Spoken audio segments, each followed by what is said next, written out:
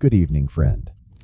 It is I, Silas Whitmore, here to guide you through another quiet journey into the dim corridors of history. Tonight, we drift not through castles or courts, but far beneath the soil, into the damp, echoing veins of the medieval earth, into the mines where men labored, coughed, and often died before they saw 30 winters. Close your eyes for a moment if you wish. Imagine the smell of cold rock and wet clay, the drip of unseen water in the dark. Picture a dozen men descending each with only a tallow candle that sputters more than it glows. No helmets, no lanterns, no rails to guide their feet, only rough-hewn tunnels, creaking timbers, and the ever-present groan of shifting stone above their heads. The earth down here is alive, and it is not kind. For those who took up the pick and shovel every day was a wager against fate. The air was thick, heavy with dust and whispers of poison. A single misstep could send a wall of rock tumbling. A sudden gush of water could fill a shaft before a man could draw his last breath. Yet they dug day after day for the silver, the salt, the tin, and the coal that fed kingdoms above. They dug knowing their bodies would break before their spirits did, and that most would never see the gray hairs of old age. So pour yourself a quiet drink, settle into your chair, and let us wander into the shadows together. I will speak softly of their world, not to frighten, but to soothe like a lullaby spun from the dust of forgotten tunnels. And if this story finds a place in your thoughts, leave a 1 below. If not, well, kindly press the like button anyway. I promise it will not hurt. Now then, shall we begin? Breathe slow now, for in this moment you follow those weary men as they descend into the earth, leaving behind the pale light of dawn for the blackened lungs of the world below. The wooden ladder creaks beneath their boots, each rung slick with the sweat of countless hands before theirs. The deeper they go, the colder the air grows, yet it feels heavy as though the earth itself is drawing breath around them. Their path is lit by tallow candles, poor little flames that hiss and waver against the damp.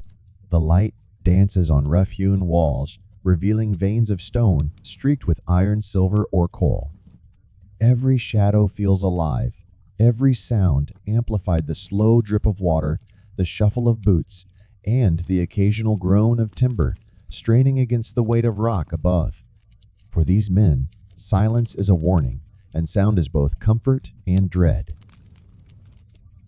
There are no polished helmets, no steel lanterns, no steady flooring beneath their soles. The miners wear little more than woolen tunics and thick-soled shoes, garments already blackened by soot and grime. A simple rope belt holds a pouch for bread and maybe a flask of small beer, the drink that staves off thirst, better than the poisoned wells of the world above. Their tools, crude and worn, hang heavy at their sides, iron picks, wooden mallets and wedges to split the stubborn rock. To step into this place is to leave the world of the living for hours at a time. The surface with its chill breeze and pale sun feels like a dream once the first chamber is reached. Down here, time is marked only by the fading stub of a candle or the aching of one's limbs. Some men whisper a quick prayer before taking up their picks, crossing themselves as though the tunnels themselves might swallow them whole. And yet, despite the dread, there is routine. They greet one another with low murmurs, shoulders brushing as they prepare for another day. The youngest glance upward now and then, their eyes following cracks in the beams, while the older ones keep their gaze fixed to the rock ahead, as if to ignore the weight pressing down upon them. This descent is their daily pilgrimage, not toward glory, but toward survival, and more often than not toward an early grave. The morning begins with a sound that is neither loud nor triumphant, but steady and hollow, the dull strike of iron against stone. These are not the gleaming tools one might imagine from tales of knights and smiths. A miner's tools are humble things, picks dulled by endless days of labor, wooden shovels, scarred by damp and grit, and iron wedges that groan when driven into the stubborn rock. There is no shine upon them, no polish. Every patch of rust is a quiet testament to another day endured and another day survived. Yet each stroke carries a danger. The tunnels dug by hand and held up by little more than rough timber beams tremble with every blow. There are no engineers to measure weight and tension, no careful plans to secure the walls. The miners trust to instinct, a steady eye, and a whispered prayer that the earth will hold. A single careless strike can shake loose a sheet of stone, and a poorly placed wedge can splinter the beams, sending the ceiling crashing in an instant. The air itself is treacherous. Though the men do not yet know the word for it, pockets of foul gas wait in the deeper shafts, older than memory. Some choke the candles until the light falters. Others ignite without warning, bursting into sudden flame. To guard against the unseen, a few carry small birds in cages. The soft chirp is more than company. It is a warning. When the song stops, every breath feels heavier, and the men know to climb fast if they can. Even when the shafts stay silent, the tools themselves wound their keepers. The iron heads bite not only into rock, but into hands and shoulders, leaving blisters and deep cuts. The wooden handles, worn smooth in places and rough in others, send splinters into palms already hardened and scarred. Gloves, when they exist, are no more than scraps of leather bound, with twine barely enough to soften the bite of the wood. Still, the men swing. They know the cost of their craft, yet each stroke brings a measure of coin, however small. These crude tools, both saviors and executioners, keep bread on the table, even as they carve years from the men's lives. Down here, beneath the weight of earth and silence, the echo of each strike is more than work. It is a reminder that every moment in the mine is a wager with death, and few ever win for long. The earth does not need to move to claim a life. Sometimes it is the air itself that becomes the executioner. Deep within the twisting tunnels, far from the fresh wind of the surface, the atmosphere grows thick, stale, and treacherous. Every breath feels heavier, as though the lungs must pull the very weight of the earth inside with each inhale. The men can feel it clinging to their chests, a slow, invisible grip. Coal dust drifts in the air, too fine to see yet sharp enough to scar the lungs with every breath. Our dust joins it, flecks of lead and silver, floating unseen, slowly poisoning the blood. The miners do not know the names of these invisible killers, but they feel their work. The constant cough, the rasp in the chest, the ache that settles deep and never fades. These are their companions as much as their fellow workers. Many grow so accustomed to the sound of their own coughing that silence feels unnatural. Then there is the air that does more than choke. Pockets of foul gas, trapped for centuries, wait in silence. Some are heavy and settle low, suffocating without warning. Others are quick to ignite, turning a single candle into a flash of sudden fire. To ward off what they cannot see, the men bring with them their quiet sentinels, birds small and fragile. The chirp of a canary is more valuable than a sack of silver, for when its song stops, they know death is close. Attempts at bringing the wind below are crude at best. Wooden shafts and leather bellows push thin drafts of air into the deeper passages, but the currents are weak, swallowed by the size of the tunnels. More often than not, the air remains a stagnant haze, thick with the breath of men and the dust of the rock they break. To work is to breathe danger, and to rest is simply to feel it settle deeper. Few miners survive long enough to understand what is happening to them. They waste away, not from blade or fall, but from within their lungs, turning to stone long before their hair turns gray. The mind, patient and silent, does not need noise to kill. It does so one breath at a time. Not all death in the mines came from stone or suffocating air. Some came more quietly, seeping into the blood and bones of the men who worked the earth. The very metals they sought, silver, lead, mercury, and arsenic held a price beyond the toil of digging. They poisoned the very hands that pulled them from the rock, leaving a slow decay that no priest's blessing or herbal tonic could cure. When a vein of silver or lead was found, the excitement in the camp was almost enough to drown out the fear. The lords and merchants above would see profit, the miners would see the promise of coin, and none would speak aloud of the cost. To extract these metals, the workers ground the ore, crushed it fine, and burned it to draw the metal free. The air filled with a haze of shimmering dust, beautiful in the candlelight, deadly in the lungs. Lead crept into their bodies through touch and breath, stealing strength, first then mind. It made the limbs heavy, the hands tremble, and the thoughts grow fogged and strange. Mercury, used in separating silver from ore, seeped through skin and into the blood. It brought a slow madness, tremors that made a pick impossible to hold, and visions that blurred reality into a fevered haze. The men would call it the shaking sickness, though they did not know the cause. Arsenic, too, lingered in some veins, its dust pale and fine. It burned the skin, blistered the mouth, and turned every meal to a battle. There were no masks, no barriers, no escape, save for leaving the work behind, entirely a choice few could make without starving. Many miners simply withered. Their hair thinned, their teeth darkened, their skin grew ashen. They spoke slower, moved slower, and one day they did not rise at all. The poison claimed them as surely as a cave-in, only with patience rather than force.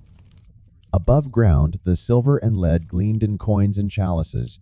The lords counted their profits, and the market towns bustled with the wealth torn from the earth. But beneath the cost was written in the pale faces and trembling hands of the men who brought it forth. The mine did not only break their bodies, it filled them with death grain by grain until there was nothing left to dig. The earth does not roar when it takes its payment. Often it begins with a sound so faint it can be mistaken for wind, a soft shifting deep within the walls. A miner seasoned by years below will stop swinging his pick when he hears it, his breath held as though the air itself has grown heavy. Then, without further warning, the mountain exhales. A deep, resonant groan echoes through the shaft timbers, tremble, and in that instant, every man knows. The ceiling is coming down. When a cave-in begins, time collapses as surely as the tunnel itself. Beams splinter, like kindling, the walls seem to breathe inward, and the air fills with a choking cloud of dust and grit. The flicker of candles becomes nothing but a smear of light before the blackness swallows all. There is no outrunning the fall.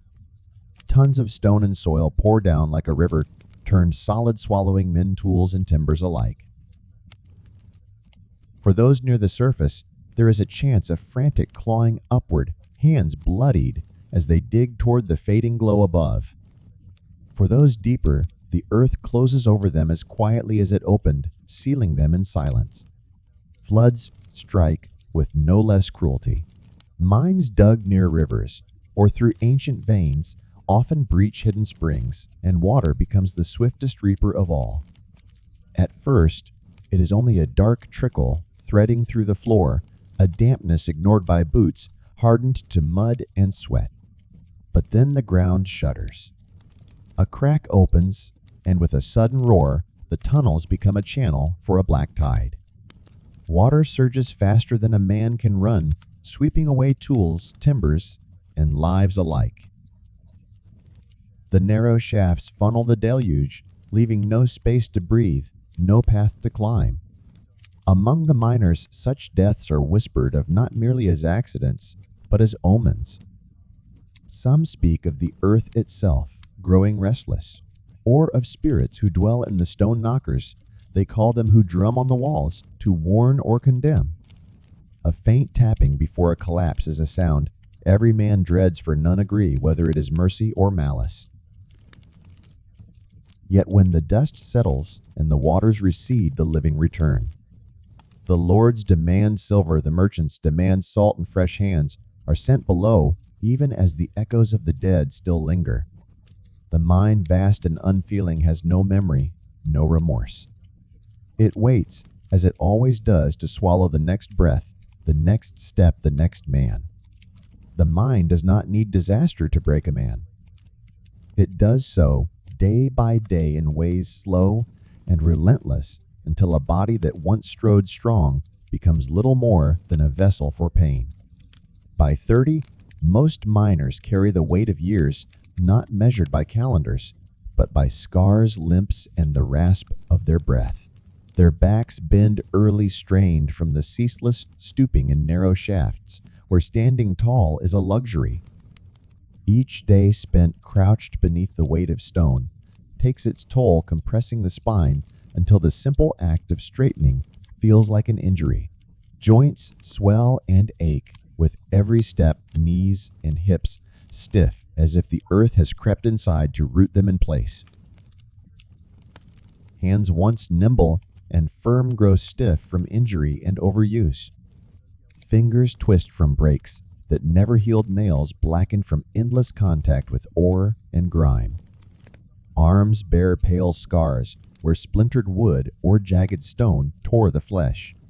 For some, a finger lost to a misplaced strike or crushed by a shifting rock is not enough to leave the work. There is no other living to be made. They bind the wounds, grit their teeth, and keep digging. The lungs fare worst of all. Even the strongest chest cannot withstand the constant dust and poisoned air. What begins as a cough becomes a wheeze, then a struggle for breath. Some men cough up blood by their mid-20s, each drop a warning that their time is slipping away. They call it miner's rot, though none know its true cause. Few live long enough to see gray in their hair. Those who do are often too crippled to work their bodies twisted and hollow left to rely on the meager charity of kin or perish. Many are buried without ceremony, their names spoken softly among those who remain as warnings rather than remembrances. And still new hands arrive, young and unbroken, unaware of how swiftly the mind will claim their vigor. They look at the older men and think only of the coin, not of the way their own backs will bow, their lungs will tighten, and their hands will tremble long before age should touch them. The mind does not wait for time to wear a man down. It hastens the work, and it rarely lets go before 30 winters have passed. Above the dark shafts and the narrow streets of the mining town's life, for a miner's family, was shaped by the ever-present shadow of the earth below. Wives woke each morning not to warm embraces, but to the sound of their husbands' boots against the dirt, heading toward the mouth of the mine with bread and candle stubs in hand. Each day carried the unspoken question: would they return, or would the bells toll by nightfall? A miner's wage meager, though it was kept bread on the table and roofs patched against the wind. But it was never steady and never without cost. When a man was lost to the tunnels, his family often inherited not coin, but debt owed to the Lord, who owned the mine, for tools, for shelter, even for the candles that had burned out as he worked his final day. Widows and children were left to fend for themselves, scraping by on alms, or taking work washing ore, or sorting coal labor nearly as harsh as the mines themselves. The children, too, were drawn into the cycle early. Boys as young as 8 carried water or hauled baskets of waste rock from the shafts, their thin arms trembling beneath loads far too heavy. Daughters sorted stones or spun coarse wool for the merchants tied to the mining trade. Few had the chance to learn letters or trades beyond the shadow of the mine. Their lives, like their fathers, were bound to the soil and what could be torn from it. In such towns, funerals were brief and plain, more necessity than ceremony. A simple wooden cross, a mound of earth, and perhaps a loaf of bread left at the grave, for the departed, a quiet plea for the spirits of the tunnels to leave the living alone. The families rarely lingered long at the burial ground. The work awaited, and hunger did not rest for grief. Despite the constant loss, or perhaps because of it, the families held tightly to one another.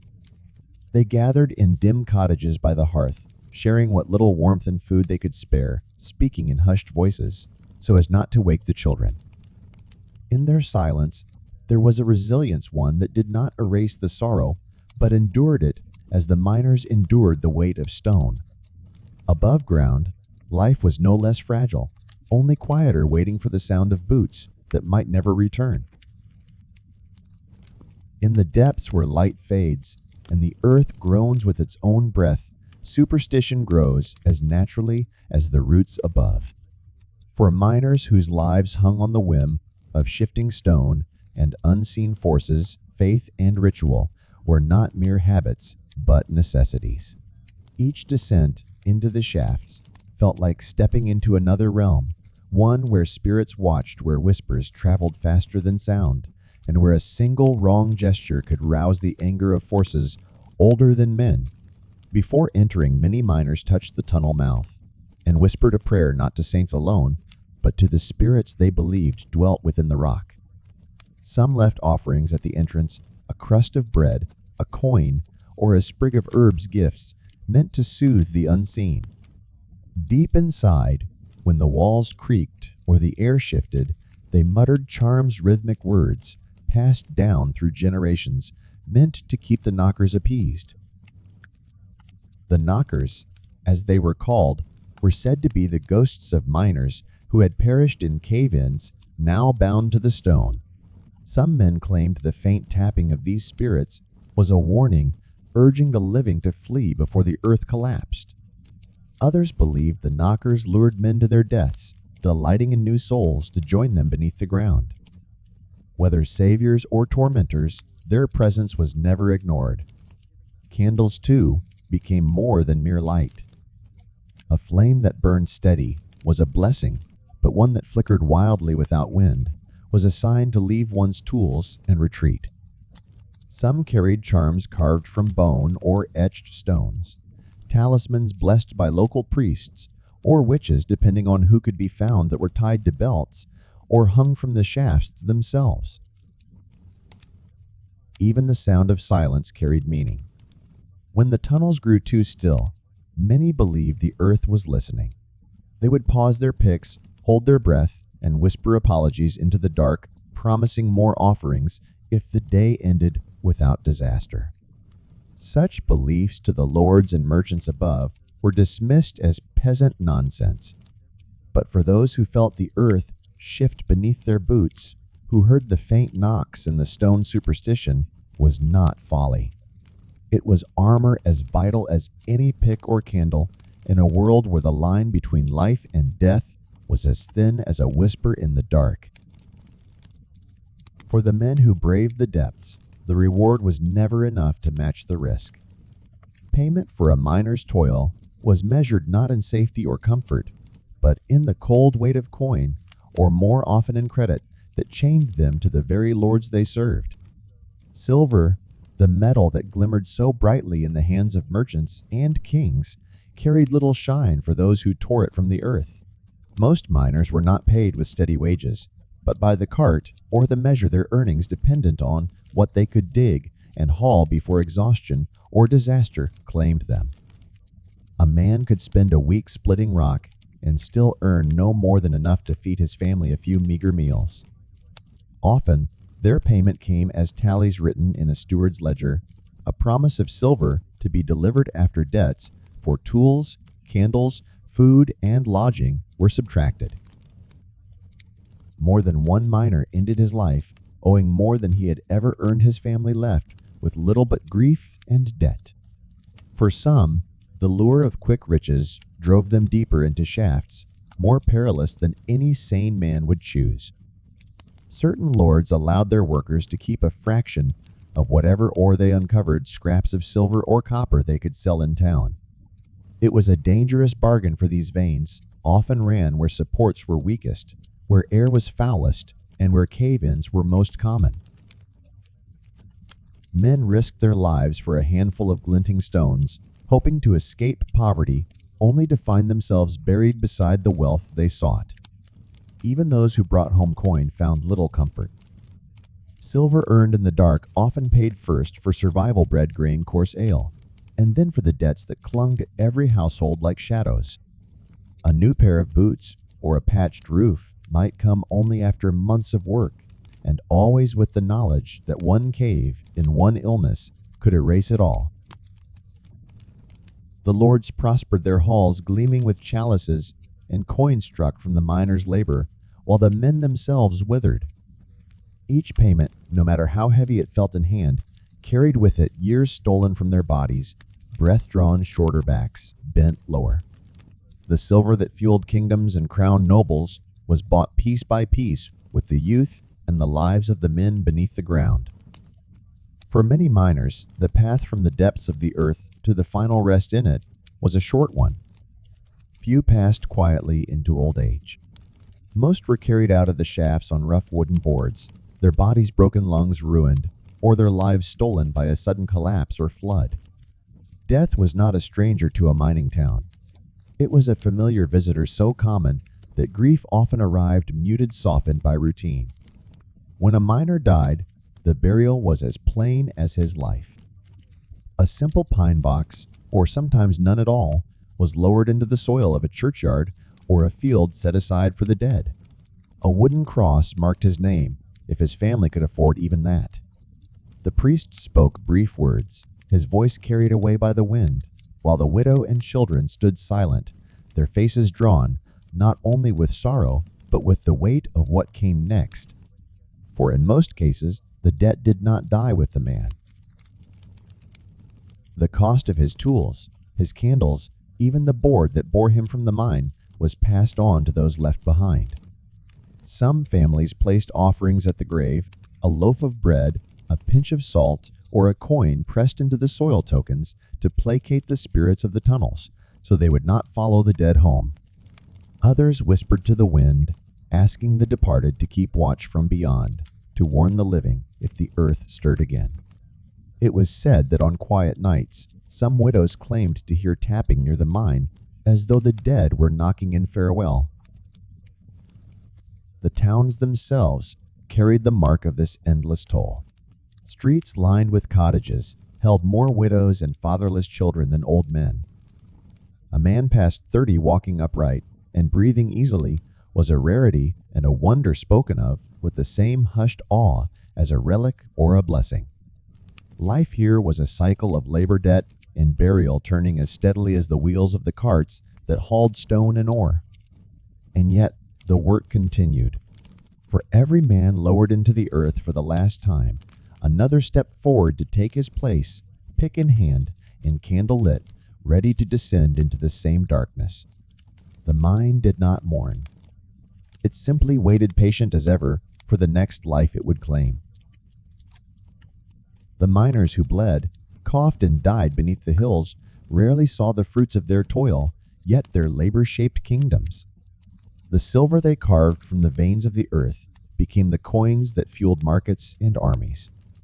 The lead they hauled fed forges and roofed cathedrals.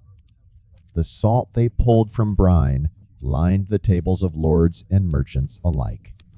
Above ground wealth grew and cities flourished, while below the men who made it possible were buried in shadows, their names fading with each passing winter. For the rulers who owned the shafts, the mines were more than holes in the earth, they were veins of power. Every coin struck, every trade made whispered of their dominion. Castles rose, banners flew, and battles were fought with the riches pulled from beneath the soil.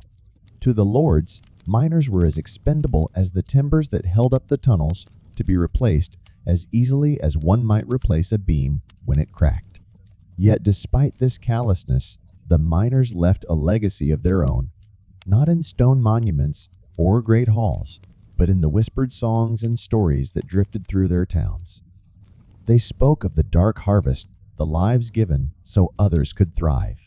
They carved rough symbols into the beams of the tunnels, marks meant to honor the dead or to remind the living of those who had vanished into the earth. These were their memorials, etched not for history books, but for the few who still walked the same paths. In time, murmurs of reform began, though rarely soon enough to save those already condemned. Some towns introduced shared funds to aid widows or set crude rules for safer supports, but these were small gestures born less from compassion than from fear of losing too many workers at once. The true cost of mining the bodies, the grief the generations marked by loss, was not easily tallied in ledgers. Even now, when the coins and chalices gleam in museums or atop cathedral altars, their origins remain steeped in the silence of those tunnels. The legacy of the mines is not only the wealth they gave, but the countless lives they consumed and the quiet resilience of those who endured long enough to pass their stories along. For every shining relic above, there is a shadow beneath, a reminder that kingdoms rise on the backs of the forgotten. One may wonder, as the last candle sputters and the tunnels echo with the breath of men, why they stayed. Why did they descend each morning into the bowels of the earth, knowing each strike of the pick could be their last? The answer, like the mines themselves, is layered, rooted in hunger, bound by duty, and lit by the faintest glimmer of hope. For most, there was no choice. The soil above was barren or owned by distant lords, and the fields offered little to those who toiled without claim.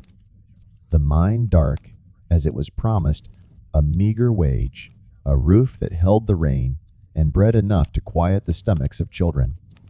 To leave was to face hunger, and so they stayed their days, measured not by comfort, but by survival. Others dug for more than bread. There were whispers, always of a lucky strike, a rich vein of silver or a pouch of glittering stones that might buy freedom from the shafts. These stories rare, as they were glimmered like distant stars in the minds of men as they swung their tools.